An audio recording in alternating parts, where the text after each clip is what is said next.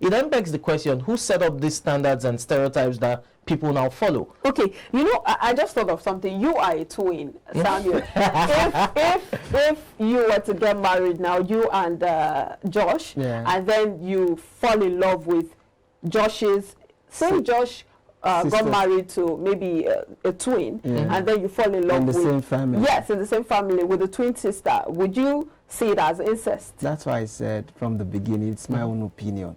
I won't even subscribe to that in the first place. Oh. Do you understand? So you will not even fall in love with that kind of person? I don't see it as okay. Wow. When there are other ladies out there, must it be in the same family?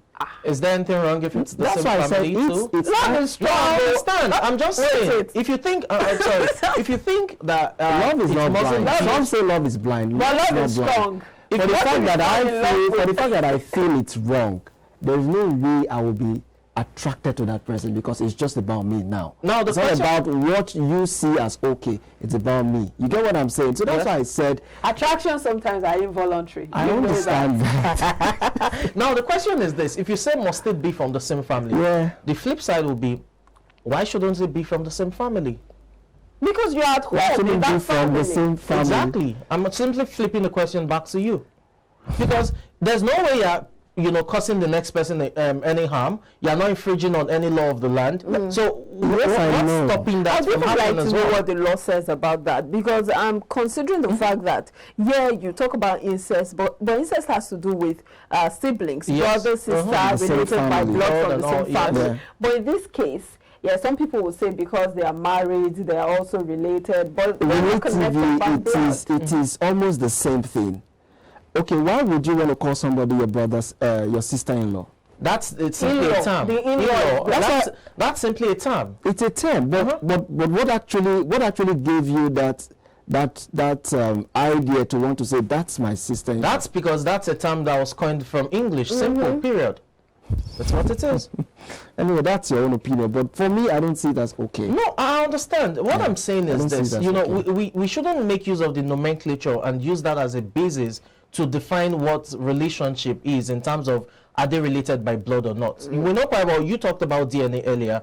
You don't have to say my sister or my brother, right? Why that's happening is because we are related. The DNA, has linked us together. For your in-laws, that's not the point. It's just culture. Oh, that okay, this family has married this family, so they are now related and all. It's cultural. So when you come up with the sister-in-law, the brother-in-law tag and all of that, it's simply a nomenclature that those who came up with English language, coined as way back as that. But in all, I think there's more to it. If you ask me, this husband that doesn't want his sisters or his sister-in-law to be related to his brother. Anyhow, it could be a culture. I feel like there's more to it. Aside the culture, I feel like there's more to it. But let's take reactions of people. This one is from Oluwaloni Babi. It says that is why some of us are still single. We adopted brothers that we were not related to. Please tell your brother to apply pressure. God no go shame them. I love that. And then Rick says, no, it's not weird. But just think, if she married him, your sister can be your sister-in-law too. LOL. I think that person is just being sarcastic. And then this one is from Rainy Watson. She says, I'm the result of a marriage like that. It was terrific as a child because some of my cousins are double cousins. We have all the same relatives. I spent a lot of time naturally with these cousins growing up. We were close in age too. I do remember being about 6 years old and my mom explaining to me that my other cousin Julie had other grandparents and that Grandma T wasn't one of them. That was hard to wrap my brain around, LOL. It's great because my cousins were all at the same family we're at all family functions on both sides and all the holidays. And Bob Bagger says, nope, how can it be weird? On the contrary, you will become the brother-in-law of your brother-in-law. It will help both families bond together. There will be greater interaction when she will go to her maternal home. more than convenience, it is important to ask the question that do you and your family trust your brother-in-law as a person? Well, so many issues here, but I think it has to do with semantics, these terms that we use. Exactly. But then what if there were no terms and you just called the person a sister to your husband? Exactly. And you just refer to the person as a brother to your husband. Brother's wife. My brother's wife, my sister.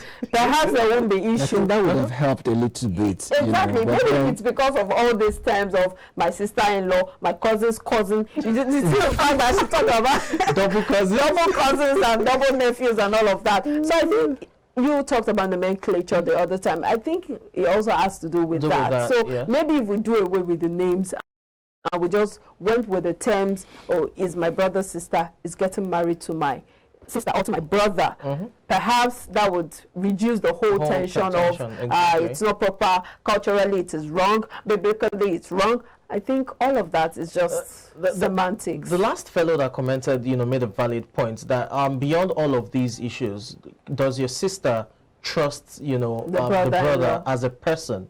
And that's the issue. You talk about two individuals coming together to form a union. You talk about certain virtues that you expect them to have as humans. And these are human attributes that we all should have. Someone who is supportive, who is tolerant, who is patient, who is loving, understanding.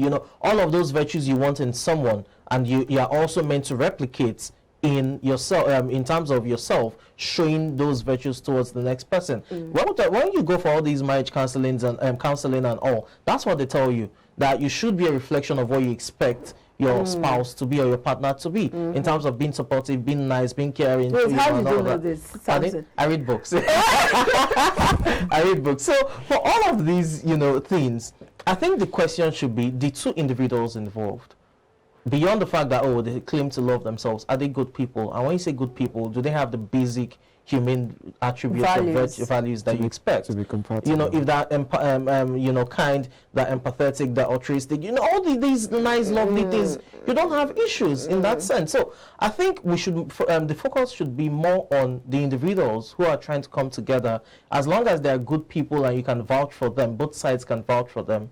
Nothing stops them from being together. But right now that the husband is saying it's a no-go area, they will have his reasons. Yeah, perhaps they should investigate further, and if it's really a no-go area, there are other fishes in the sea. It should move on, right? Yes, it should. But again, you have to look at it that he would have his reasons. If he's not coming up with anything substantial for negating the union, then it now raises the question: is he just being cultural? Or is he just, someone who has that extreme religious view or what have you? Again, as I've said, see, the beauty about the differences in opinions and what have you is the fact that folks are seemingly rigid in their stances when it comes to the extreme positions they hold. That those who within the religious debate will still quote, your Old Testament and give you 5, 6, 10 examples of how relatives married one another and nothing happened. And that those who will tell you, that was the Old Testament, we're now in the New Testament era. You get all of these debates even within the Christian folk. So I'm just saying from the religious angle now, the divide or the differences in these opinions will stem from, are they willing to yield some ground and see if they can come to a logical conclusion down the middle? If they can't, then maybe there will be, a resolution to the dispute. But if they can't, then it means that they're still holding on to their extremes. Now, beyond that, if the husband is just being cultural, that, no, he doesn't think it's appropriate in our culture, then that would probably involve the families as well. What do the parents have to say? Besides, we've gone past the era of a man choosing for his sister. Exactly, his sister should marry. All of that. I mean, that was the dark ages, it was said. So I would like to see, I wish we could get a follow-up to this, issue in terms of how other issues, surrounding to the husband, then if it has to he knows his sister better, so perhaps there are other issues he's not able to come out with. Then if both families, probably the husband isn't yielding ground, if both families are on board and okay, what's the issue, let's hear from both families. If both families are okay with it in terms of the husband's parents, the wife's parents, then you can also come up with reasons for the opposition. Of course, a lot of issues. What are your final thoughts on this? Well, I just feel people should be a little bit patient, and let's see if maybe with time the man himself will come up with reasons why, you know, he actually decided that that won't hold or happen. Because to me, I just felt he might be speaking from the cultural aspect of it, but since people say you can't read the heart of someone, so I just have to, you know. Apparently, the heart of man is deep. Yeah, exactly. There are a lot of It's issues difficult. there that you may not be able to tell. It's difficult, especially for conservatives. Well, I would say let love lead, because sometimes you cannot tell where love will take you to. Love you know, is love. Samuel is saying is a no-no for him now. We don't know what tomorrow holds, but of course, it is what it is. We'll leave it there and take a break, or we'll come back. It will be time for sports. Please stay with us.